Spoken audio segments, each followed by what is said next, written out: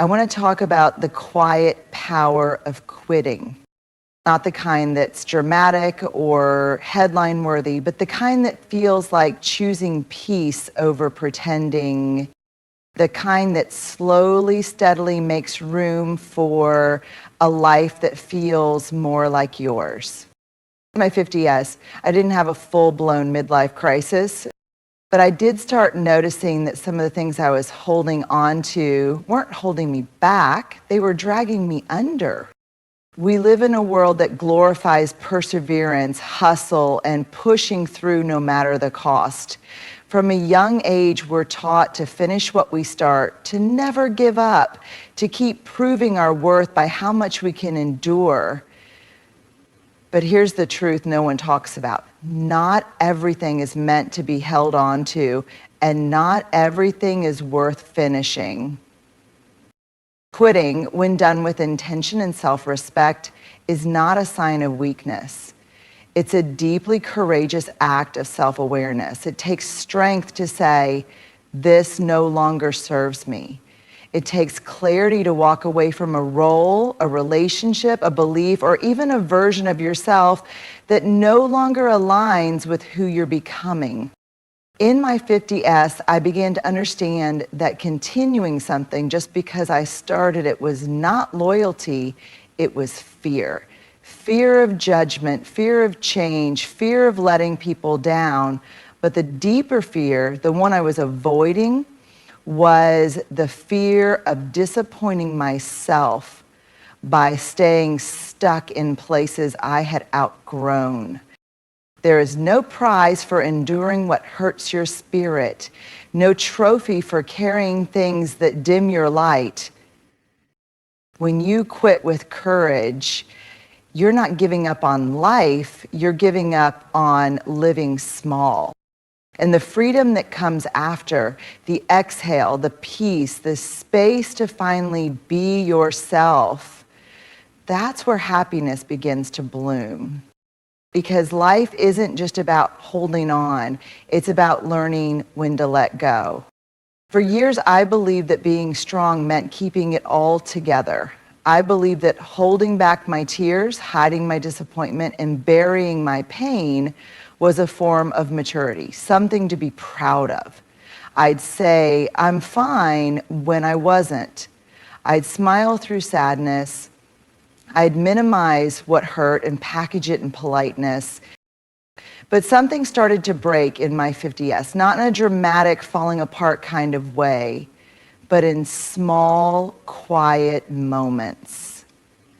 Moments where I realized I was becoming emotionally invisible in my own life. I was present, yes, but not authentic. I was showing up, but not as my full self. What I've learned is this: emotional honesty isn't weakness, it's the doorway to real connection.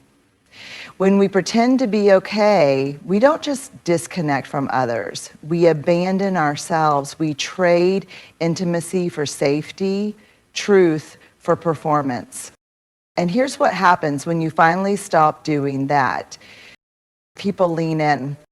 The ones who truly care, who want to love you as you are, not as you pretend to be, they show up.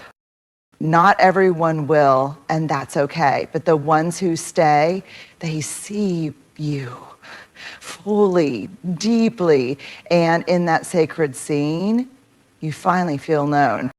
Telling the truth about how you feel doesn't make you a burden, it makes you brave. It gives others permission to be honest too. It creates spaces where masks fall off and real healing begins. In my 60s, I no longer waste energy managing appearances.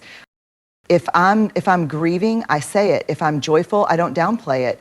If I need support, I reach out without shame.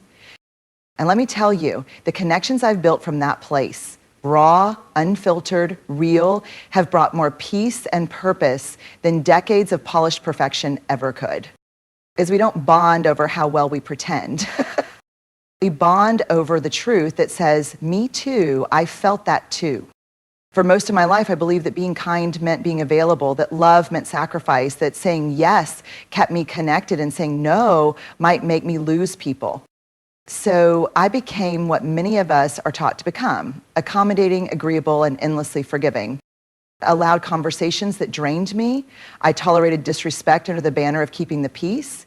I silenced my discomfort to protect someone else's ego, and every time I did that, a small piece of my self-respect eroded quietly. But in my 50s, I began to question something fundamental. Why did I believe that everyone else's comfort mattered more than my own clarity? Why did I think kindness meant never disappointing anyone, even at the cost of betraying myself? That's when I learned boundaries are not walls to keep people out. They are bridges that show people how to love you properly. They are not punishments, they are instructions. They are a sacred form of self-trust where you decide what your energy is worth and who's earned the right to access it. It took time. At first, saying no felt like abandonment. I felt guilty for protecting my peace. I worried I was being selfish. But I came to understand that self-respect and self-neglect cannot coexist. If I wanted to live with integrity, I had to start treating myself like someone who mattered.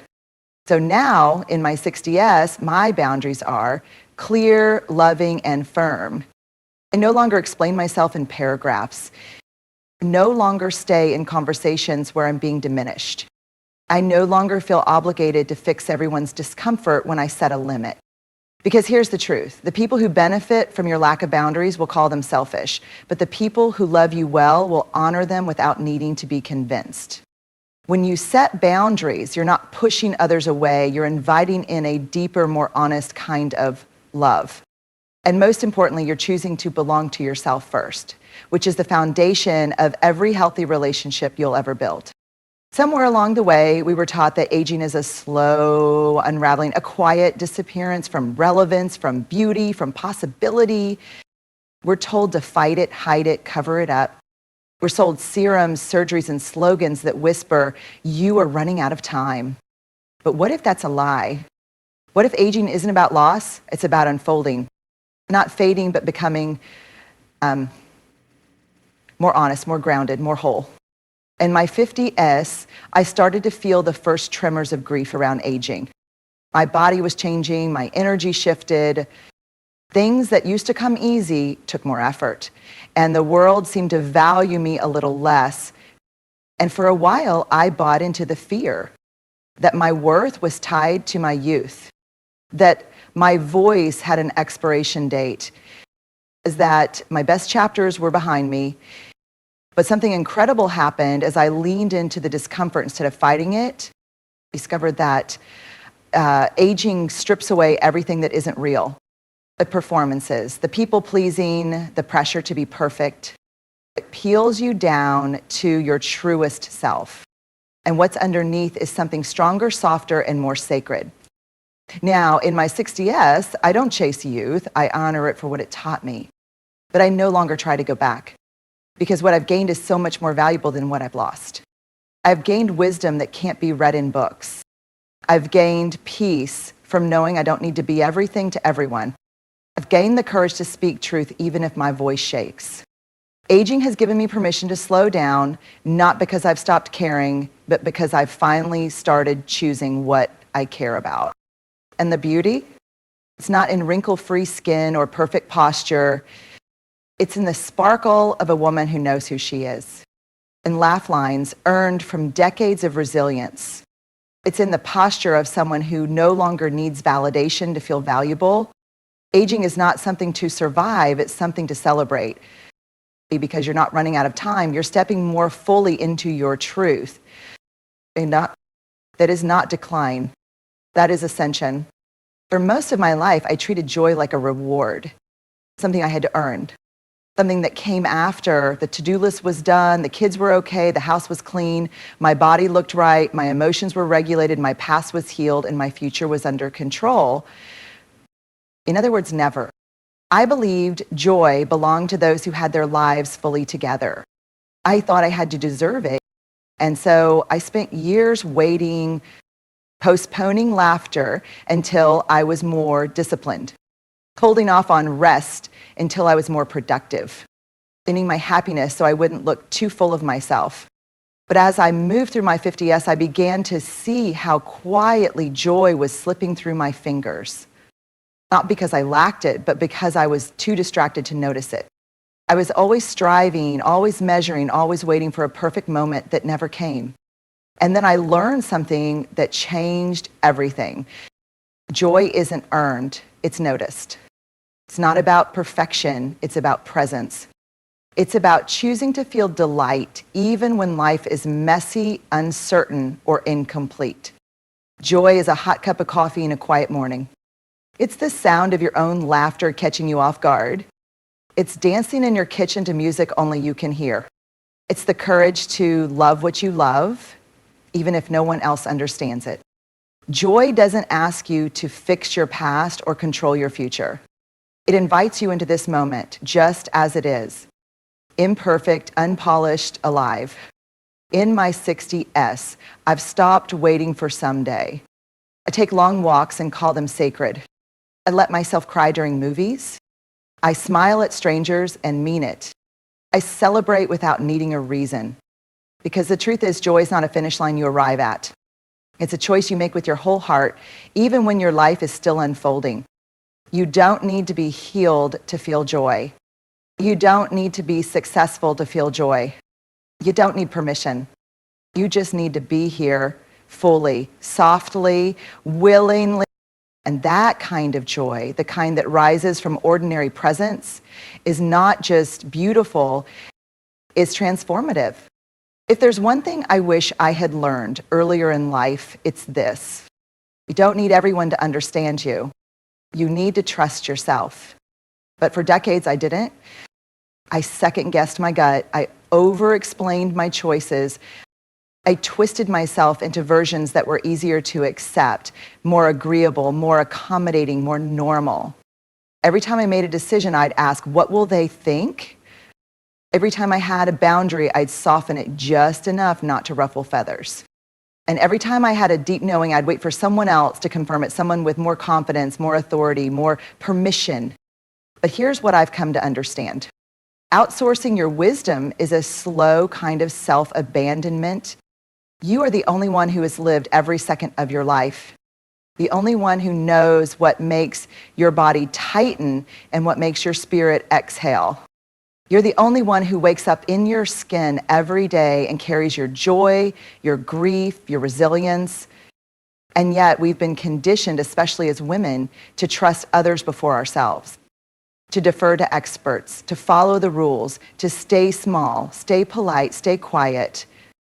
But the cost of that conditioning is steep. It steals our clarity. It mutes our voice. It keeps us living half-lives, waiting for someone to say, yes, you're allowed. In my 50s, I began to rebel against that, not with shouting, but with soft, steady self-trust. With saying, I don't need you to understand. I just need to honor what's true for me. With choosing what felt right in my bones, even if it didn't make sense to anyone else. And in my 60s, I live by this truth. No one else is coming to rescue you from your own doubt. The most powerful thing you can do is stand beside yourself fully, fiercely, unwaveringly. Self-trust isn't loud. It's quiet certainty. It's knowing that your no is enough, that your yes is sacred, that your intuition is not a fluke. It's wisdom, it's history, it's a compass. And here's the magic. When you trust yourself, you stop begging for validation. You stop shrinking to be digestible. You stop explaining your worth to people committed to misunderstanding you. You begin to walk differently, not arrogantly, but with the grounded grace of someone who belongs to herself. And that is the most radical kind of freedom there is.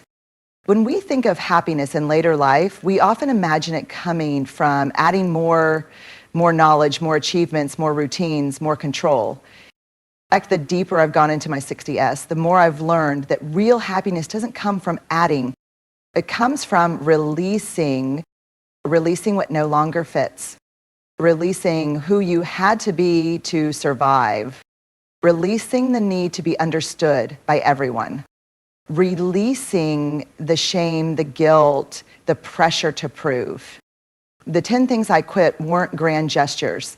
They didn't make headlines or shake the world, but they changed my life. Because each time I quit something that wasn't aligned with my truth, I made room for something more powerful: peace, self-respect, and joy that doesn't ask for permission. And let's be honest, quitting is not always easy. It takes courage to walk away from rules we've outgrown, stories we've internalized, or expectations we never agreed to in the first place.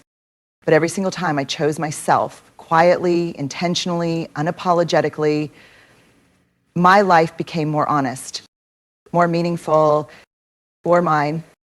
So to you're somewhere in your 50-ish feeling the quiet pull to let go of things that don't sit right anymore, listen to it.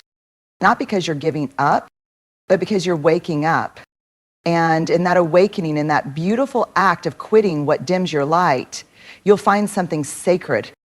Well, the kind of happiness that isn't loud or flashy, but soft, steady, and deeply free. You don't need to become someone else to be happy in your 60s. You just need to stop being what you're not. And that kind of joy, it's waiting for you on the other side of letting go.